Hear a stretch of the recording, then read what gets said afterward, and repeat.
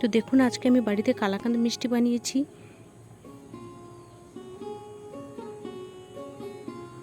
এক লিটার দুধ দিয়ে বানিয়েছি। তো কিভাবে বানিয়েছি এবং কি কি দিয়ে বানিয়েছি সবটাই আপনাদের সঙ্গে শেয়ার করব। দারুণ হয়েছিল খেতে, আর দোকানের থেকেও পারফেক্ট এবং খুব সুন্দর। তো চলুন শেয়ার করছি। নমস্কার বন্ধুরা, কেমন আছেন সবাই? উজ্জয়িনীর রান্নাবান্নাতে আবারও হাজির হয়ে গেছে আপনাদের সামনে নতুন আর একটি ভিডিও নিয়ে। আজকে আমি কালাকাঁদ মিষ্টি বানাবো। তো কালাকাঁদ মিষ্টি বানানোর জন্য এখানে কি কি লাগছে দেখুন। এখানে আমি 1 লিটার দুধ নিয়েছি। তো দুধটা আগে থেকে একটু জাল দিয়ে নিচ্ছি। জাল দিতে দিতে ওখান থেকে আমি কিছুটা দুধ তুলে রেখে দিয়েছিলাম, পরে ওটা আমার লেগে যাবে।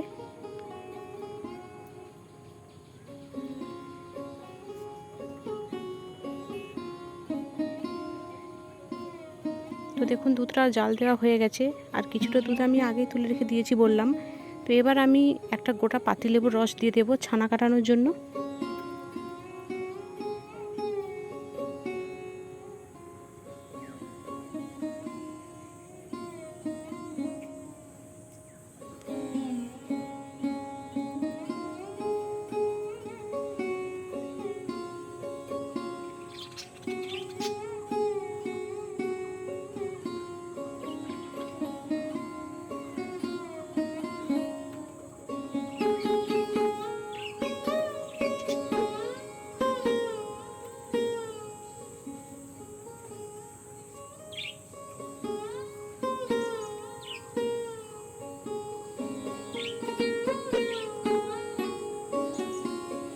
ছানা কাটা হয়ে গেছে, ছানাটা এবার ছেঁকে নেব।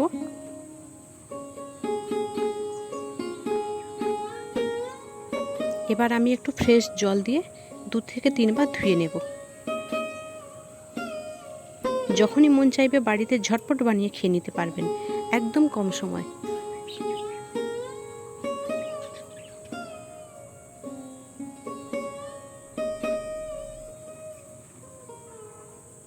তো ভালোভাবে জলটা আমি একদম ছেঁকে নেব। ছেঁকে নিয়েছি। তো আমি এতে এবার মেশাবো 2 চামচ থেকে 2.5 চামচ চিনি, বড় চামচের।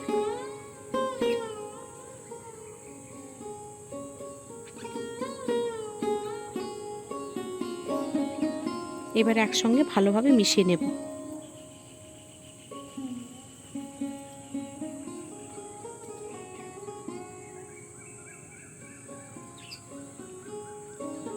ঠিক এইভাবেই নিয়ে নিতে হবে।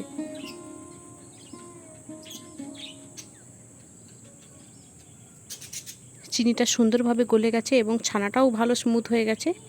এবার আমি এটা রেখে দিচ্ছি। আলাদা আর একটা কড়াই নিলাম। আগে থেকে তুলে রাখা দুধ কিছুটা দিয়ে দিচ্ছি কড়াইতে।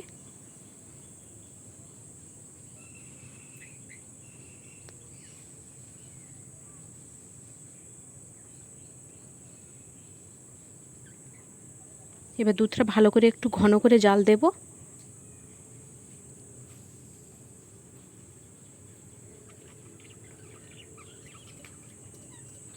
এবার আমি এতে মেশাবো 1 প্যাকেট গুঁড়ো দুধ।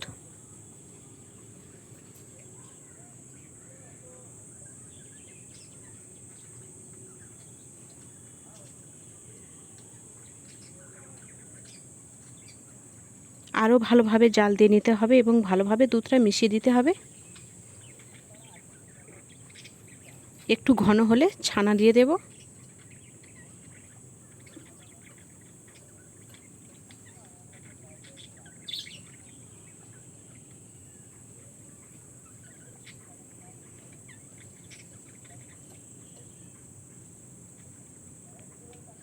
ভালোভাবে মিশিয়ে নিতে হবে এবং খুব কম আঁচে এটা কুক করতে হবে। দেখুন কি সুন্দর দুধটা ঘন হয়ে আসছে এবং কড়ার গা থেকে আস্তে আস্তে ছেড়েও যাবে। জাস্ট এই পর্যায়ে আসবে। এবার আমি নামিয়ে নেব। দেখুন একটা রেকাপে করে নামিয়ে নিয়েছি। ওপর থেকে আপনার পছন্দ মতো একটু ড্রাই ফ্রুট মানে বাদাম, একটু কিশমিশ আমি দিয়ে দিয়েছি। এবার কিছুক্ষণ ফ্রিজে রেখে দেব।